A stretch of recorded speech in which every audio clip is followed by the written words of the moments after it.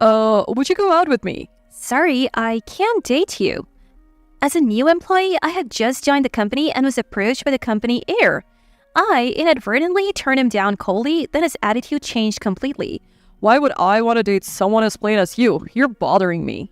My name is Coleman. After graduating from the foreign language department of my university, I joined a trading company and found my work fulfilling every day. I was happy to use my favorite languages, Chinese and Spanish, and felt this job where I communicated with colleagues and clients was the right fit for me. Before I knew it, I was in my 7th year of service. Glancing at the clock, I realized it was almost time to leave. Hey, the place we're going tonight looks great. Indeed, I'm looking forward to it. My colleagues at the next desk were excitedly discussing a party. They were examining a photo apparently sent by the host, laughing and enjoying themselves. A party, huh? It seems like such a distant event for me. Even if I were invited to one, I don't have anything to wear. Thinking of my closet, it's filled with basic items like standard shirts, knits, and skirts in colors like black, brown, navy, and white. It's not that I'm not interested in fashion, but I always felt there were more important things for me. Plus, having moved from countryside to the city and living alone, I wanted to keep my living expenses as low as possible. Lost in thought, I noticed my colleagues leaving for the day. With no work left, I also decided to head home. I wondered if attending a party and meeting someone compatible could lead to romance. Raising my hand to my boss on the phone for a goodbye gesture, such thoughts crossed my mind and were quickly dismissed.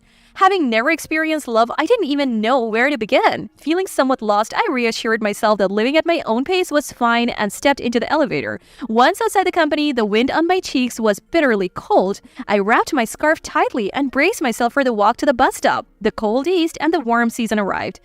The cherry blossoms brightening my heart began to fall, turning the streets pink. The petals dancing in the wind were beautiful, and I often found myself stopping to admire them on my way to work.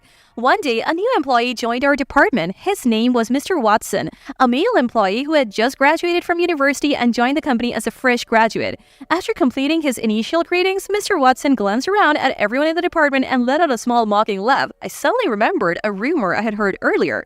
It was that Mr. Watson was a company heir. Although I had only heard it as a rumor, observing the director's behavior, it seemed likely that he really was the company heir. I reminded myself to behave respectfully, especially since the director had approached me to be Mr. Watson's mentor. Miss Coleman, please take care of him. Nominated, I nodded and began introducing myself to Mr. Watson. Weeks passed. Mr. Watson, being a graduate of a prestigious university, was quick to learn his job. However, he often left his desk during work hours, chatted with female employees, and started conversations unrelated to work, which made me anxious. Once, when a client he was dealing with called urgently, I found him absent from his desk and had to handle the situation myself. Later, when I found Mr. Watson and expressed my concerns about his work attitude, I was just asking people about work-related doubts. He defended himself. Such matters should be directed to me, your mentor. But, Miss Coleman, you seem busy with many cases.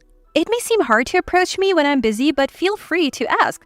Wouldn't it be rude to interrupt your work? Maybe we could discuss it over a meal outside? A meal outside? Honestly, the idea of going somewhere with Mr. Watson, the company heir, outside of work was daunting. It seemed exhausting to be so cautious. However, if you really wanted to learn about work as his mentor, I should listen, and refusing a meal invitation from a company heir seemed more disrespectful. So I accepted Mr. Watson's invitation. I'll find a place. And he smiled cheerfully. Seeing his untroubled smile, I felt a twinge of sympathy for Mr. Watson, always labeled as the company heir. On Friday, after work, I went for dinner with Mr. Watson. I had thought that a nearby pub would be fine, but I was puzzled as I entered the restaurant he had chosen. Inside, dim lighting and soothing music set the mood. Overwhelmed by the special atmosphere like one for a couple celebrating anniversaries, I realized it wasn't the place for work discussions, just as I feared.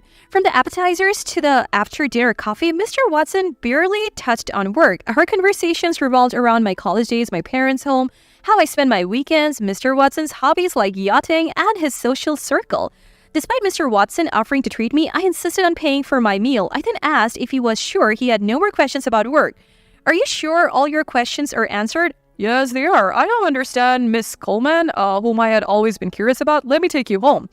As Mr. Watson tried to hail a taxi, I said, I'll take the bus, and started walking towards the bus stop. Looking back secretly, I saw Mr. Watson getting into a taxi. What was he talking about? I couldn't figure out what Mr. Watson wanted. He said he came to dinner to clear up work-related doubts, but we hardly talked about work. How were his doubts resolved? I just wanted to get home and sleep in my warm bed. Feeling perplexed, I hurried home. After that Friday dinner, there was a noticeable change in Mr. Watson. He stopped wandering around unnecessarily during work, sat quietly at his desk, and responded promptly to phone calls. That was good. But instead of talking to other colleagues, he significantly increased his interactions with me. I answered work-related questions and ignored personal ones. Frustrated, he started weaving personal topics into work conversations. Occasionally, he complimented my appearance and personality, making me conscious of the other colleagues' glances. One day, I was working in a vacant meeting room to avoid Mr. Watson, but he found me there. You don't have to avoid me. Even I, inexperienced in romance, could sense that Mr. Watson had developed feelings for me. He approached and grabbed my hand, which was typing on the laptop. Startled, I instinctively pulled away. I can't be in a relationship with you, Mr. Watson. Thinking back, maybe I was too cold. Mr. Watson, with wide eyes, left me alone in the meeting room. During lunch, I noticed colleagues near the entrance shop there whispering as soon as they saw me. What was going on? That was the first sign of discomfort. From then on, my colleagues' attitudes towards me grew colder. They hardly responded to my greetings, let alone engage in small talk or work-related discussions. Confused and at a loss, I wanted to understand why, but everyone seemed to be acting the same way. I don't think anyone trusts Miss Coleman anymore. Mr. Watson approached me as I was away from my desk, distressed. What do you mean? People who don't know their place are a problem. Someone plain like you probably doesn't look properly in the mirror. That's why you can delude yourself. What delusions are you talking about? Why would I want to date someone like you? It's unpleasant. You're a nuisance. Hearing Mr. Watson's words, I finally understood everything. It seemed I was misunderstood as a woman who, thinking she was being courted, had been pressuring colleagues. Probably Mr. Watson spread this rumor. Despite him holding my hand, suggesting his interest, he turned it around on me. The thought of him doing this out of spite made me tremble with fear. But the real terror was yet to come. Colleagues whom I had worked with for a long time and thought would not believe Mr. Watson's words suddenly changed their behavior towards me. Their harsh words and cold attitudes gradually wore me down. Once when I tried to finish a task for a busy Mr. Watson, he snapped at me. This is my work. I don't like you touching it without permission. Don't interfere. She's always so quick to jump in. Others laughed over someone's remark. That was my breaking point. I broke down silently, and before I knew it, I had left the office. When I regained my senses, I was at home, staring at the night sky and a faint crescent moon through the curtains. Seeing my distress, the company later transferred me to a small branch in the suburbs. Though I wanted to continue working at the headquarters where I could gain more experience, part of me felt relieved to leave that toxic environment, which saddened me. As I left the office where I had worked hard for 7 years, my colleagues sent me off with a mixture of guilt and concern. Holding the farewell bouquet, I thought about how everyone must have felt pressured to confirm to Mr. Watson the company heir. But regardless of what they thought, their cold attitudes and words had deeply hurt me. Confused and without answers, my last day at the headquarters ended. My new workplace was in a green regional city. Driving to work every morning, I enjoyed the light traffic and absence of congestion. The view from my window eased my mind, slowly melting away the unresolved issues from the headquarters. After nearly 6 months at the new office, I became the section chief. With my experience from the headquarters, I was able to help my new colleagues, gradually regaining my confidence with their gratitude. Young and pretty women like you are always welcome here. The colleagues of the branch like to joke around, and the older employees often make light comments like that. Honestly, even if it's a joke, comments about my appearance hurt. They remind me of Mr. Watson and my days at the headquarters, leaving me at a loss for words, but then help came my way. Isn't that kind of comment bordering on sexual harassment? As I struggled to respond, Mr. Brooks, a senior colleague at the branch, came to my rescue. Oh, I'm sorry, Miss Coleman. Be more mindful. The colleagues nearly laughed, creating a warm and friendly atmosphere that eased the end of the conversation. When Mr. Brooks sat at the desk opposite me, and I nodded in acknowledgement, he responded with a bright smile. He really is like a sunflower, I thought. Mr. Brooks, with his bright and approachable personality, was like the mood maker of our branch. He was competent at his work, and I had often sought his help. His presence, surrounded by colleagues who admired him, felt reassuring and shone like the sun, especially during my initial tough days after the transfer. One day, not long after my move, this happened. Not in the mood for chatting, I sat on a bench near the parking lot, quietly eating a sandwich and frozen fried chicken I had bought for lunch. You made your own lunch bag? That's commendable. Mr. Brooks appeared beside me unexpectedly. It's just something simple. Trying to keep my voice cheerful, Mr. Brooks engaged in some trivial small talk before saying, I might be speaking out of turn here, but... He prefaced. You don't have to answer if you don't want to. I have a contact at the headquarters who told me about the circumstances of Miss Coleman's transfer. My heart started racing. What if Mr. Brooks believed the rumors, but his words were kind and comforting? I've heard about your character and work reputation. It must have been tough, but most people don't believe those baseless rumors. Let's work hard together in this new place. Thank you, I said, feeling relieved and unexpectedly standing up. I noticed then that Mr. Brooks was quite short, about my height or maybe even slightly shorter.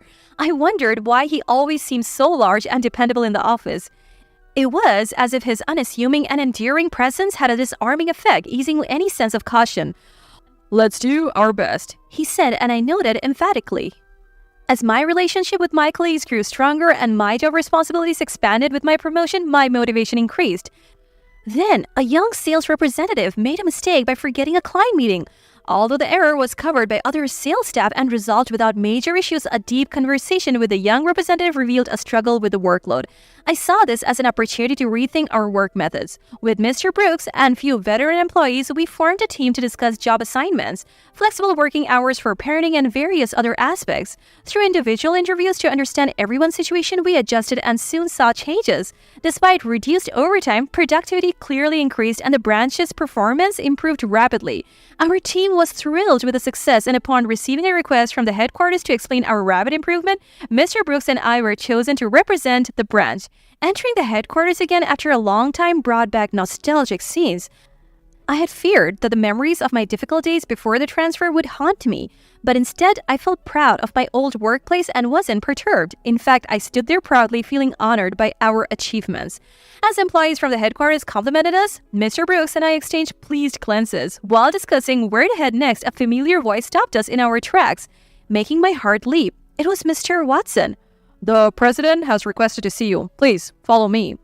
Mr. Brooks stepped forward to lead the way, shielding me as we headed to the president's office.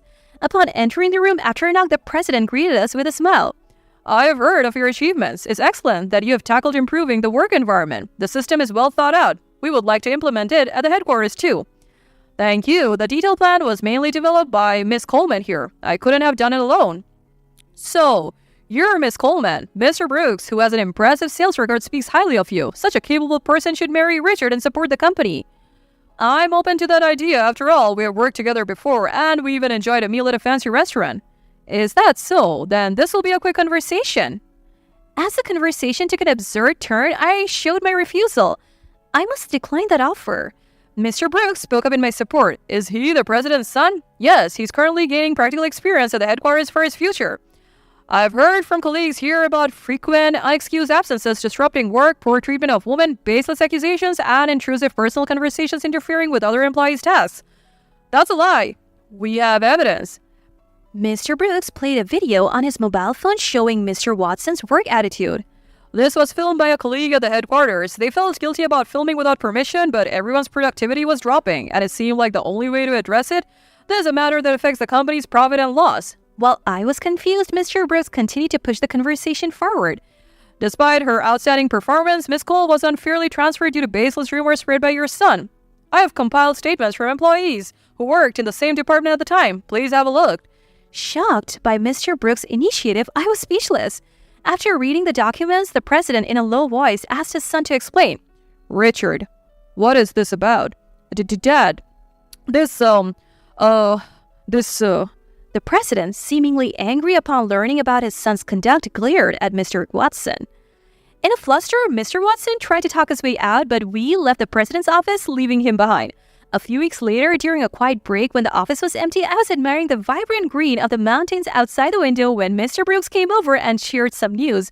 Apparently, Mr. Watson had been let go from the company following the incident in the president's office.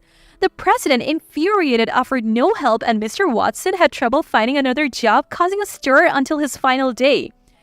That's the trouble with being a company heir, I thought, feeling somewhat detached. Does it give you some closure? Mr. Brooks jokingly asked. It's irrelevant to me, I replied, opening a new project file. You have a beautiful face, Miss Coleman, he said after a pause. My hand stopped in surprise, but surprisingly, I didn't feel uncomfortable being complimented on my appearance. In fact, I was pleased. Thank you. Mr. Brooks continued with a shy smile. You're very beautiful, without much makeup, not wearing flashy clothes. Simple and unadorned, yet you work and smile happily. That's really nice. Hearing him say that, I thought Mr. Brooks himself was really nice. So I told him just that. Thank you. Mr. Brooks, smiling in response, still had that cute sunflower-like quality, yet seemed as dependable and significant as the sun. Soon, we began meeting outside work somewhat like casual dates. Our branch's performance continued to excel, and the labor improvement system I developed was making a positive impact at the headquarters. Though there were times of despair, the supportive environment with trusted colleagues made it all worthwhile. Maybe it was even a blessing in disguise. It seemed that even seemingly adverse events could lead to good outcomes if one stays sincere. Lately, I have been feeling the profound depths of life more keenly.